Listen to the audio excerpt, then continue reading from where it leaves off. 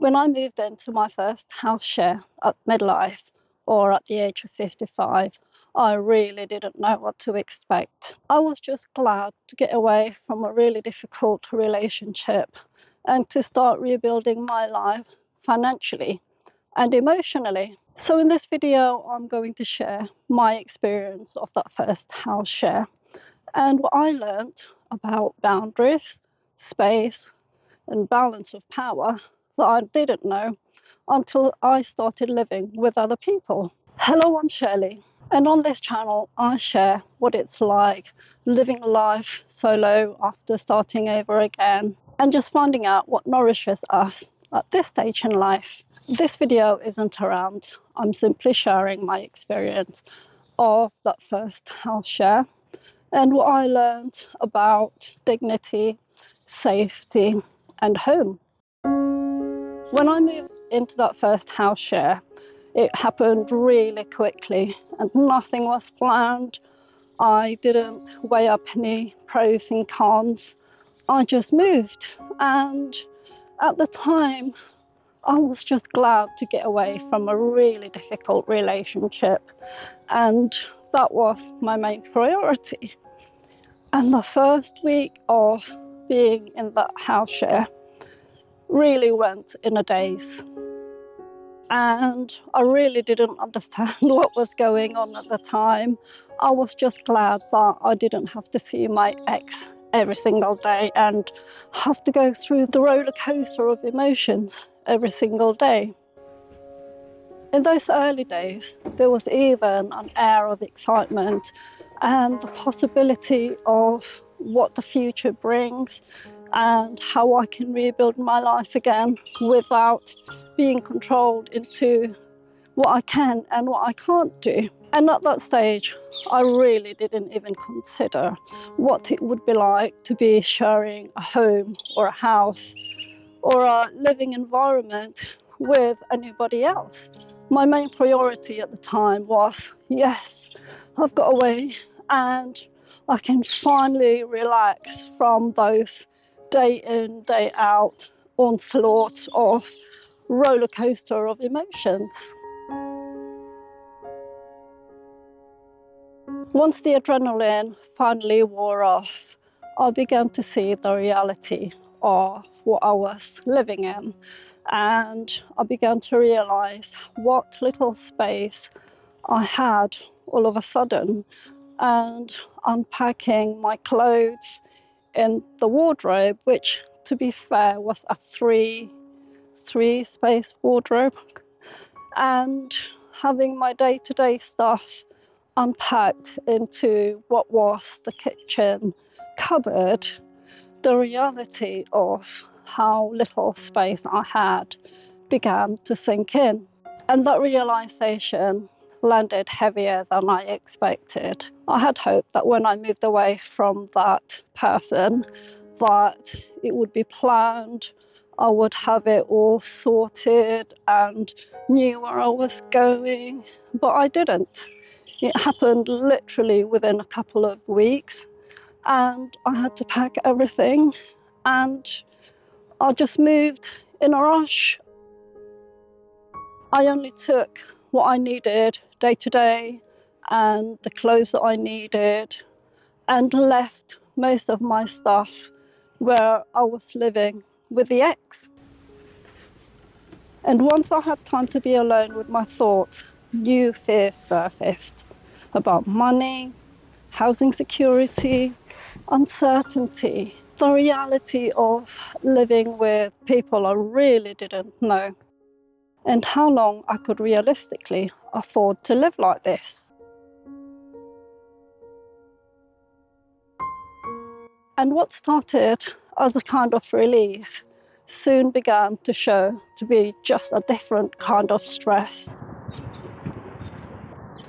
I moved in with someone I'd known for a long time since we were in school together. And to be honest, we'd had great times, we'd had great social evenings, we had a friendship and familiarity. And I thought that would be enough to make life a lot easier. And to be honest, at the beginning, it really was.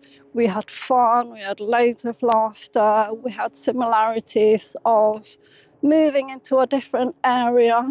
But soon enough, the differences started to show. Living with someone is totally different to meeting with them every few months to have a drink and to have a social evening. And were those times when we did used to go out, and over the years, there were already characteristics that I never liked. And it's different when you're out on a social evening because you know that you're going back to your own place and you don't have to put up with those characteristics for a long period of time. But when you're living with them, it's a totally different kettle of fish, isn't it?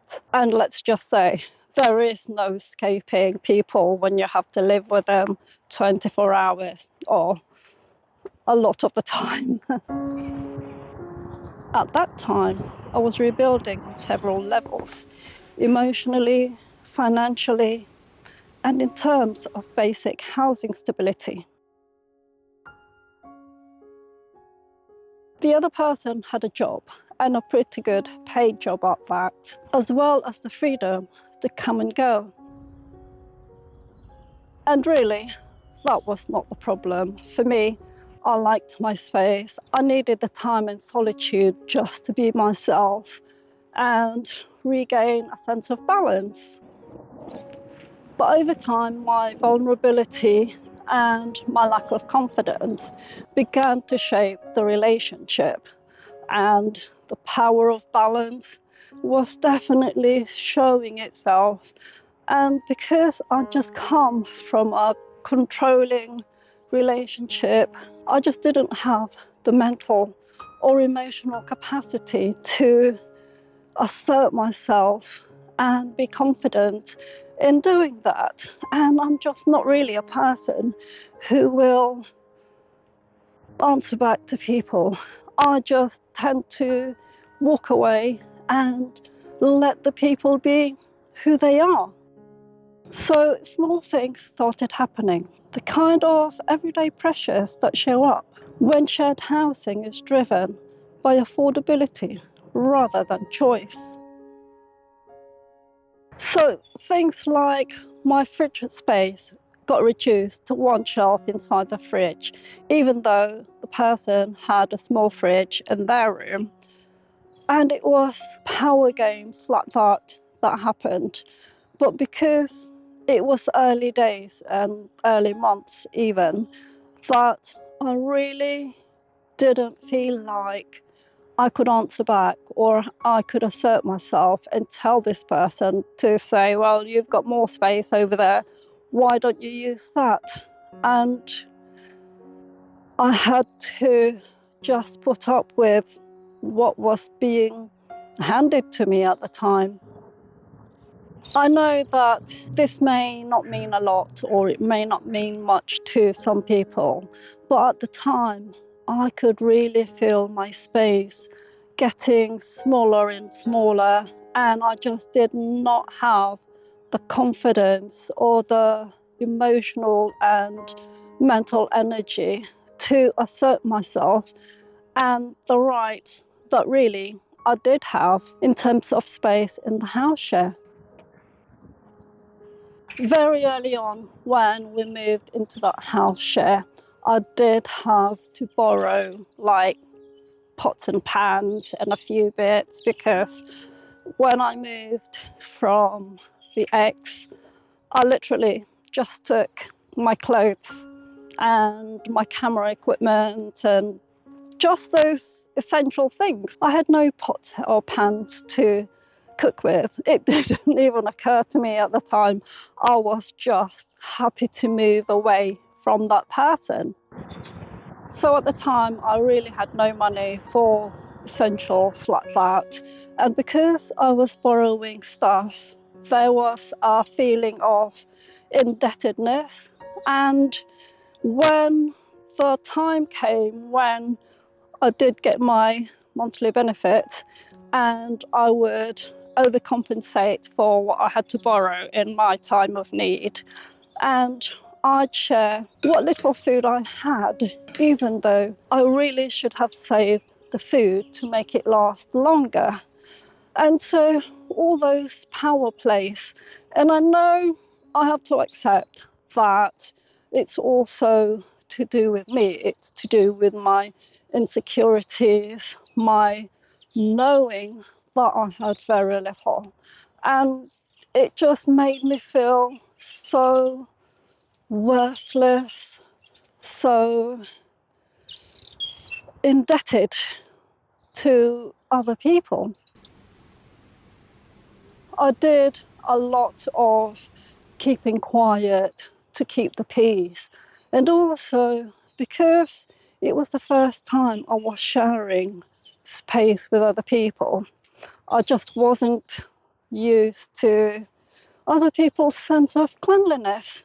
So, because I was the one that was there a lot of the time, and because of the fact that I really didn't like living with other people's dirt, I was the one who did a lot, if not all, the cleaning that needed to be done. A few months down the line, another change of dynamics happened, and the landlady's mother moved back in. I know now this is quite a common reality when you're starting over with limited money. This is something that's not unusual in shared rental housing, especially when money and space are tight. And the landlady's mother is quite old, or rather, she's in her 80s. And I know that being there a lot of the time, I felt it was right that when the lady needed help, that I should be the one that helped her. And that was okay to begin with. But as you know, when it comes to living with other people, things don't always stay rosy. I began to get spoken to like a child, not a paying tenant. And this person just wanted her place to be her place. And I think forgot the reality that as a paying tenant, I do have rights when it came to my living space. And it began to be like I was just one of the children when the children were children in that house. And that made everything doubly difficult than it really was even before, because at the time it was just me and this other person. But now there was somebody else who was living there and was there pretty much the whole day, like I was. It turned into that rules about living space were put in place without discussion. I had to do things the way that person wanted it done. And because I'd come from an environment where I didn't have much say, I've literally gone into the similar environment with even more different people that was difficult because they had control over what could be said and done in that house. And really, that made things so much worse. I never realized the dynamics of how sharing would affect me emotionally in the way it did. And it wasn't just about logistics, it was just the way it made me feel about myself. And the thing is, I never lived with other people because I had a flat early on in my life. And also, when you're in your 20s, 30s, maybe even 40s, even, it's like you've got your whole life ahead of you. So, house sharing is a bit more of an adventure. You're learning about yourself and you're planning your life, your future, your career, people you might want to live or marry. But when you're starting over at over 50, and I was 55 by then, it's a totally different environment altogether. At this age, you want to be in your own home. You want to be coming home to a space where you feel nurtured and at peace, and you can make the space beautiful and livable. And at this stage in life, you're not sharing space as an experiment. You're often doing it because of finances, rising rents, or the cost of living. For me, I'm rebuilding. I've lived some life. I don't want a majorly grand adventure. I want peace. I want calm. I want safety. And I just want the dignity of my own home, to be able to go in the kitchen and cook what I want when I want, to be able to wash my clothes whenever I want, and to leave the dishes in the sink if I want to, and wash them when I'm more good and ready, and not have to dance to other people's tunes. I want to be able to record my life and share the meals that I make and share what I'm doing in my home, have pretty nice space to share with you. And at the moment, I am grateful for what I have. I am grateful for my room, for a nice house. We have a nice garden to enjoy in the summer. But again, I'm still sharing space, and I can't do what I want when I want. That's just a reality. When I moved into that first house share, I really didn't know what I was expecting, other than it was the only affordable housing option available to me at the time. What I've learned about sharing space or being in a house share at this stage in life is that sharing housing at this stage in life can carry emotional challenges that people really don't talk about enough. So this isn't about blaming anyone. I am just being honest of the realities of what it's really like, or especially what that first house share was really like. And if you are considering being in a house share at midlife, it would really help if you have financial means and if you weigh the pros and cons. For me, I didn't have the finances to plan where I wanted to live, to plan what type of home I wanted to live in. So really, I was so limited into the options or choices I had at the time. And if you are at that situation in life where you're finding yourself having to start over, or having to find yourself a different home, that maybe take serious time to consider the type of place that you want to live in. And I hope you found this video enlightening and revealing, and I'll see you in the next video.